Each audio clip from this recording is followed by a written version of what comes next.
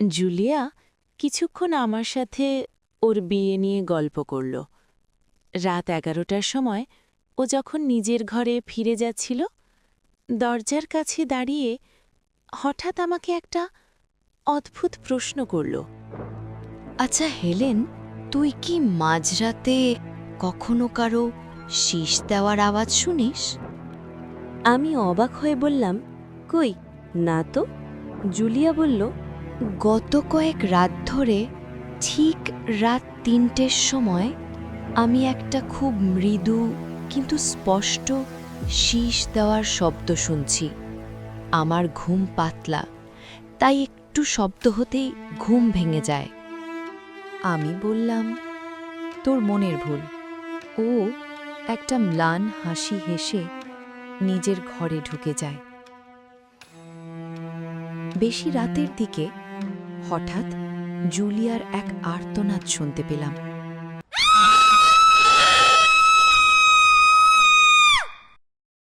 সেই ভয়ার্ত চিৎকার শুনে আমি এক লাফে বিছানা থেকে নেমে করিডোরে দৌড়ে গেলাম। আমি যখন জুলিয়ার ঘরের দরজার কাছে পৌঁছলাম, ঠিক তখনই আমি একটা মৃদু শীষ দেওয়ার শব্দ শুনতে পেলাম, ঠিক যেমনটা জুলিয়া বলেছিল। আপনারা শুনছেন গল্প, রহস্য, রোমাঞ্চ। আজকের গল্প স্যার আর্থার কোনান ডয়েলের লেখা the adventure of the speckled band. এই গল্পটি প্রথম বেরোয় 1892 সালে স্ট্র্যান্ড ম্যাগাজিনের পাতায়। এবার শুরু করা যাক গল্পটা। বিগত 8 বছরে আমার প্রিয় বন্ধু শার্লক হোমস যে 70টিরও বেশি কেস নিয়ে কাজ করেছে, সেগুলোতে আমি ওর সঙ্গী হবার সুযোগ পেয়েছি। এর মধ্যে কোনোটিই সহজ ছিল না, তবে সবচেয়ে অদ্ভুত ছিল এই কেসটি। তাহলে খুলে বলা যাক। তখন আমরা দুজনেই থাকি বেকার স্ট্রিটে। দুজনেই অবিবাহিত।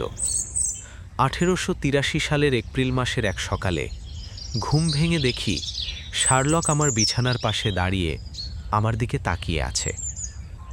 সাধারণত দেরি করেই ঘুম থেকে ওঠে। আজ এত তাড়াতাড়ি উঠে যেতে আমি জিজ্ঞেস করলাম, কি ব্যাপার, আজ সূর্য কোন দিকে উঠল? সকাল সকাল উঠে একদম রেডি যে? সরি, তোমাকে তাড়াতাড়ি উঠিয়ে দিলাম। আসলে বাইরের ঘরে একজন মক্কেল এসে হাজির। এত সকালে একজন তরুণী এত উদ্বিগ্ন হয়ে এসেছে মানে ব্যাপারটা গুরুতর। তাই ভাবলাম তোমাকে ডেকে দিই। তুমি তো আমার সব কেসেই আমার সঙ্গে থাকতে ভালোবাসো। কথাটা শুনেই নতুন কেসের উত্তেজনা আমি আর ধরে রাখতে পারলাম না। উঠে ফ্রেশ হয়ে সোজা নিচে বসার ঘরে গিয়ে পৌঁছলাম। ঢুকেই দেখলাম ঘরের জানালার পাশে দাঁড়িয়ে কালো পোশাক পরা এক মহিলা। আমরা ঢুকতেই উনি একটু নিজেকে সামলে নিলেন। সুপ্রভাত ম্যাডাম, আমি শার্লক হোমস। ইনি আমার পরম বন্ধু এবং সহযোগী ডক্টর ওয়াটসন। চিন্তা করবেন না, ওনার সামনে আপনি নিঃসংকোচে কথা বলতে পারেন। তবে আপনি আগুনের পাশে এসে বসুন। আমি আপনার জন্য 1 কাপ গরম কফির ব্যবস্থা করছি, কারণ আমি স্পষ্ট দেখতে পাচ্ছি আপনি কাঁপছেন। ঠান্ডার জন্য কাঁপছি না, মিস্টার হোমস। তিনি ধীরে ধীরে এগিয়ে এসে আগুনের পাশে বসলেন। তবে কিসের জন্য? ভয়, মিস্টার হোমস। চরম আতঙ্কে আমার সারা শরীর কাঁপছে। এই বলে তিনি যখন তার ঘোমটা তুললেন, আমরা দেখতে পেলাম তার অবস্থা সত্যিই শোচনীয়। মুখটা ফ্যাকাশে, চোখ দুটো অস্থির। বয়স 30-এর কোঠায়, কিন্তু তার মাথার চুলে ইতিমধ্যেই সাদা রঙের ছাপ স্পষ্ট। শার্লক হোমস তার অভিজ্ঞ চোখে একবার তাকালেন। আমি দেখতে পাচ্ছি আপনি আজ সকালে ট্রেনে করে এসেছেন।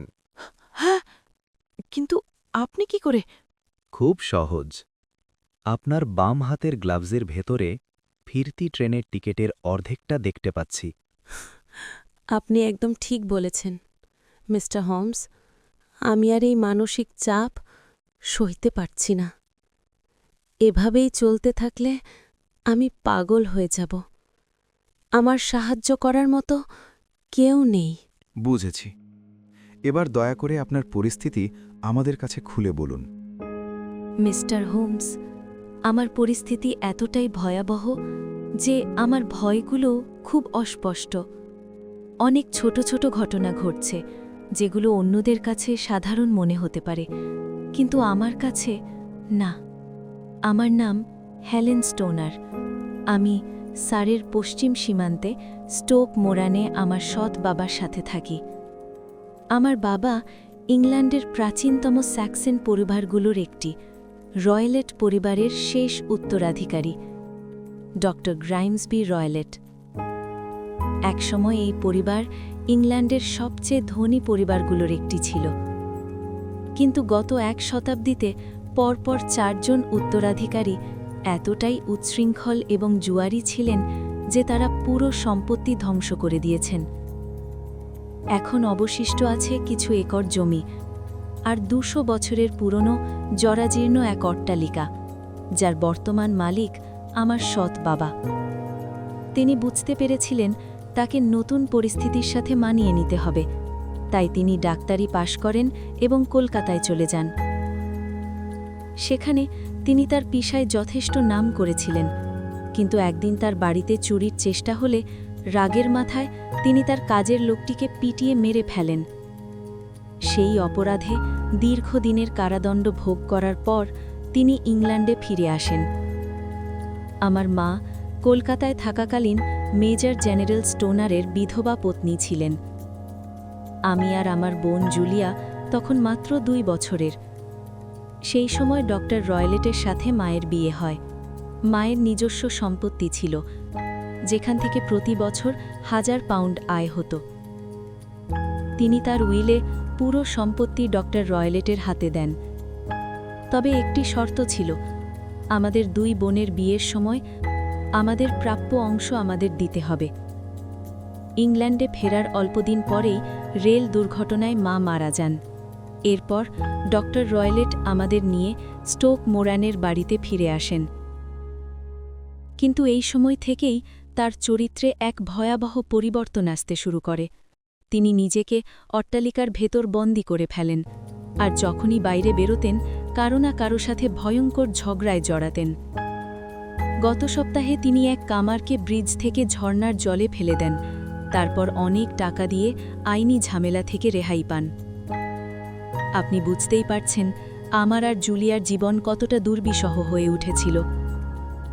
কোনো কাজের লোক বাড়িতে বেশি দিন টিকত না, তাই সব কাজ আমাদেরই করতে হতো। জুলিয়ার বয়স তখন মাত্র 30। ছিল মানে আপনার বোন কি? হ্যাঁ, 2 বছর আগে ও আমাদের ছেড়ে চলে যায়। আর সেই রহস্যময় মৃত্যু নিয়েই আমি কথা বলতে চাই। 2 বছর আগে জুলিয়ার প্রেম হয় এবং তাদের বিয়ে ঠিক হয়। বিয়ের দিন ঠিক হওয়ার মাত্র 15 দিন আগে সেই ভয়ঙ্কর ঘটনাটি ঘটে। সেই ভয়ঙ্কর রাতের কথা আমি কোনো দিন ভুলব না। আমাদের প্রাসাদে মাত্র 3টি ঘর আছে, 3 জন মানুষ, 3টে ঘর। ঘরগুলোর মধ্যে সরাসরি কোনো সংযোগ ছিল না, কিন্তু সব জানালাই বাগানের দিকে খোলা ছিল। সে রাতে বাবা তাড়াতাড়ি ঘরে চলে গিয়েছিলেন, যদিও আমরা জানতাম তিনি ঘুমোননি, কারণ ওর ঘর থেকে হুকোর গন্ধ আসছিল। জুলিয়া কিছুক্ষণ আমার সাথে ওর বিয়ে নিয়ে গল্প করল। রাত 11টার সময় ও যখন নিজের ঘরে ফিরে যাচ্ছিল, দরজার কাছে দাঁড়িয়ে হঠাৎ আমাকে একটা অদ্ভুত প্রশ্ন করল। আচ্ছা হেলেন, তুই কি মাঝরাতে কখনো কারো শীষ দেওয়ার আওয়াজ শুনিস? আমি অবাক হয়ে বললাম, কই, না তো।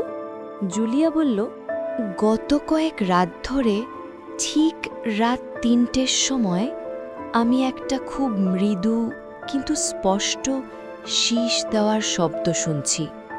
আমার ঘুম পাতলা, তাই একটু শব্দ হতেই ঘুম ভেঙে যায়। আমি বললাম, তোর মনের ভুল। ও একটা ম্লান হাসি হেসে নিজের ঘরে ঢুকে যায়। আমি শুনতে পেলাম ও ভেতর থেকে দরজায় চাবি দিচ্ছে। আপনারা কি সবসময় দরজা ভেতর থেকে বন্ধ করে রাখতেন? আমি আগেই বলেছি, ওই চিতা আর বেবুন বাড়ির আশেপাশে ঘুরে বেড়াত। দরজা বন্ধ না রাখলে আমরা নিরাপদ বোধ করতাম না। বেশি রাতের দিকে হঠাৎ জুলিয়ার এক আর্তনাদ শুনতে পেলাম।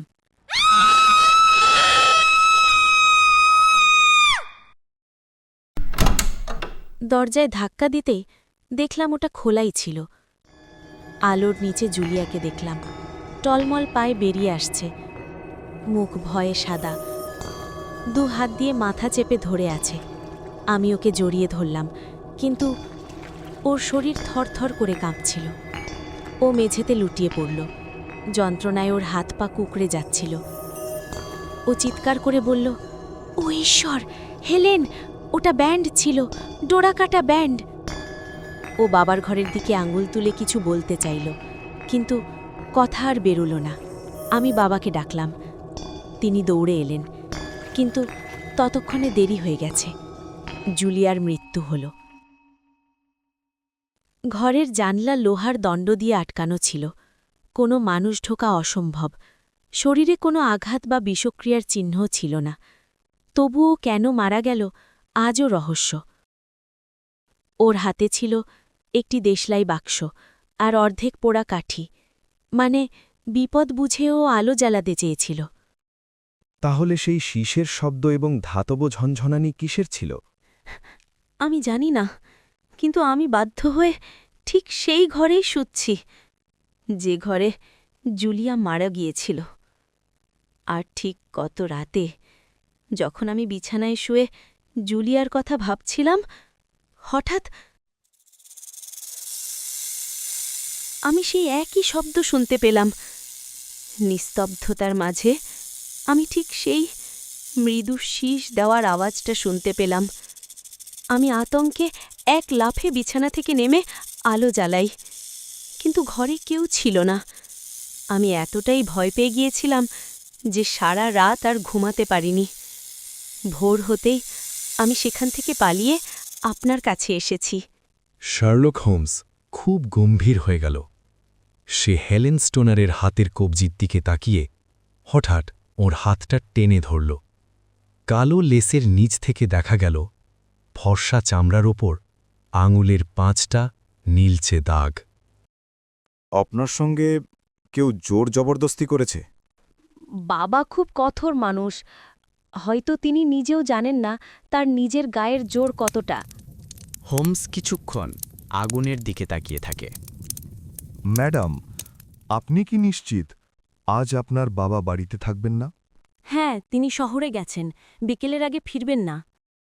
হেলেন চলে যাওয়ার পর হোমস চুপচাপ আগুনের দিকে তাকিয়ে রইল। আমি জানতাম সে এখন তথ্যের জাল বুনছে। হঠাৎ সে বলল, ওয়াটসন, এই কেসটা খুব জটিল। আমিও তাই ভাবছি। আচ্ছা, ওই শীষ আর শব্দটা কিসের হতে পারে? সেটাই তো প্রশ্ন।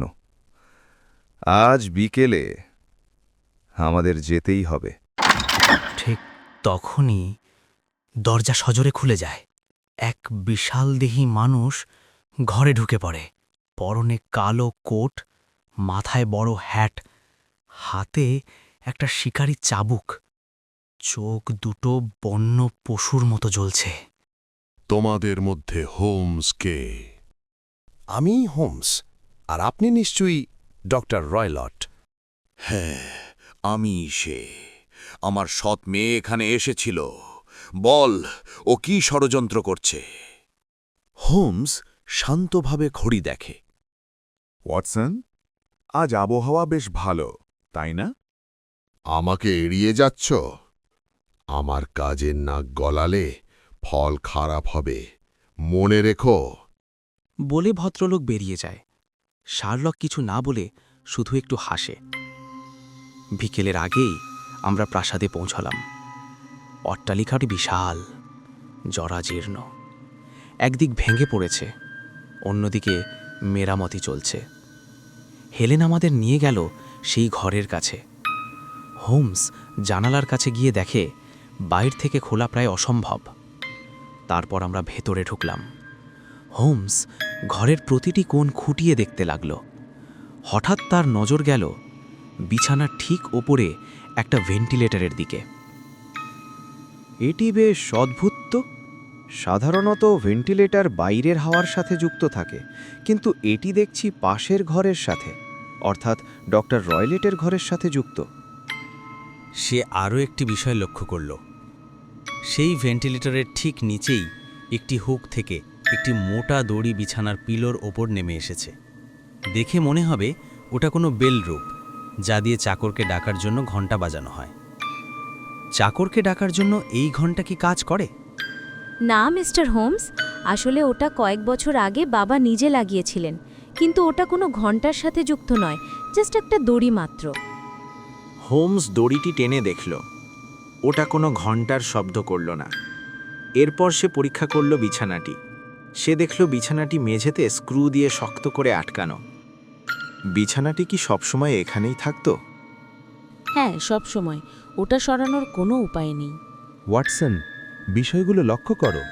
একটি ভেন্টিলেটর যা পাশের ঘরের সাথে যুক্ত, একটি বেল রোপ যা কোনো ঘণ্টার সাথে যুক্ত নয়, এবং একটি বিছানা যা নড়াচড়া করা যায় না। পরিস্থিতি খুবই অদ্ভুত। এরপর আমরা পাশের ঘরে, ডক্টর রয়লটের ঘরে গেলাম। সেখানে হোমস দেখল একটি বড় লোহার সেফ, একটি কাঠের চেয়ার এবং বিছানার পাশে রাখা একটি ছোট পিরিচ দুধ। ডাক্তার সাহেব কি কোনো বিড়াল পোষেন? না তো, শুধু একটি চিতা আর একটি বেবুন আছে আমাদের। হোমস একটি ছোট শিকারি চাবুক দেখতে পেল, যার মাথায় একটি লুপ বা ফাঁসের মতো গিঁট দেওয়া ছিল। সে সেটা একবার নেড়ে চেড়ে দেখে রেখে দিল। তার চোখে তখন এক অদ্ভুত দীপ্তি। আমি বুঝতে পারলাম হোমস রহস্যের মূল সুতোটি ধরতে পেরেছে। রাত তখন প্রায় ৩টে। গোটা প্রাসাদ এক গভীর নিস্তব্ধতায় ডুবে আছে। হোমস আর আমি জুলিয়ার অন্ধকার ঘরে একদম নিশ্চুপ হয়ে ওত পেতে বসে রইলাম। হোমস বাতি নিভিয়ে দিয়েছিল।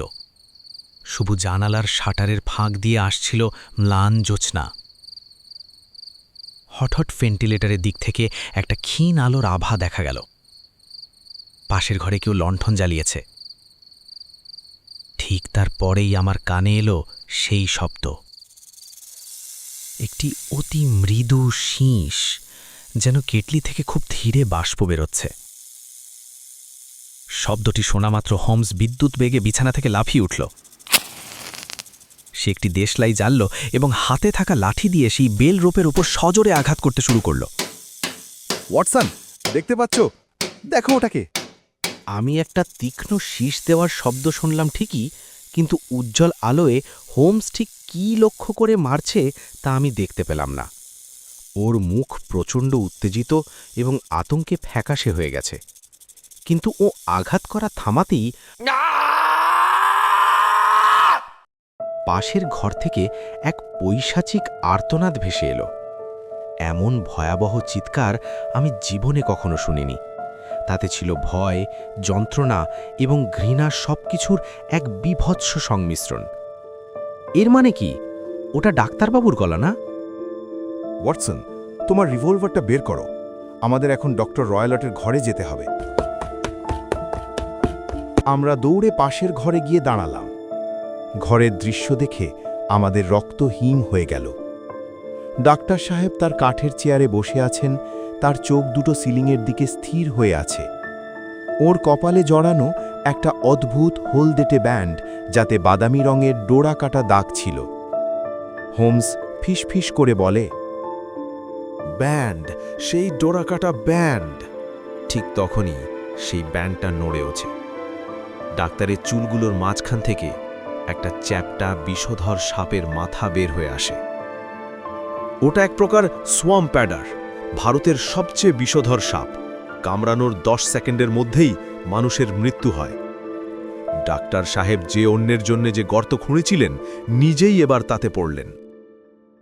হোমস অত্যন্ত সাবধানে তার চাবুকের লুপ দিয়ে সাপটাকে ধরে দ্রুত লোহার সেফের ভেতর ভরে আটকে দিল। পরদিন ট্রেনে লন্ডনে ফেরার পথে হোমস ব্যাখ্যা করে পুরো বিষয়টা। ডক্টর রয়লার জানতেন যে তার সৎ মেয়েদের বিয়ে হয়ে গেলে ওর বাৎসরিক আয় কমে যাবে, তাই তিনি এই সাপটিকে শিখিয়েছিলেন। তিনি ভেন্টিলেটর আর ওই বেলরোপ তৈরি করেছিলেন যাতে সাপটা সরাসরি সেখান দিয়ে গিয়ে বিছানায় নামতে পারে। তিনি সাপটিকে দুধ দিয়ে পোষ মানিয়েছিলেন আর শীষ দিয়ে ডেকে তাকে ফিরিয়ে আনতেন। আমি যখন লাঠি দিয়ে সাপটাকে আঘাত করলাম, ও তখন ক্ষিপ্ত হয়ে ভেন্টিলেটর দিয়ে উল্টো দিকে ডক্টর রয়লেটের ঘরে ফিরে যায় এবং প্রথম যাকে সামনে পায় তাকেই কামড় দেয়। পরোক্ষভাবে তার মৃত্যুর জন্য হয়তো আমিই দায়ী, তবে সেজন্য আমার মনে কোনো অনুতাপ নেই। আজকের গল্প এখানেই শেষ। পরের গল্পের জন্য অপেক্ষা করতে হবে পরের সপ্তাহের জন্য।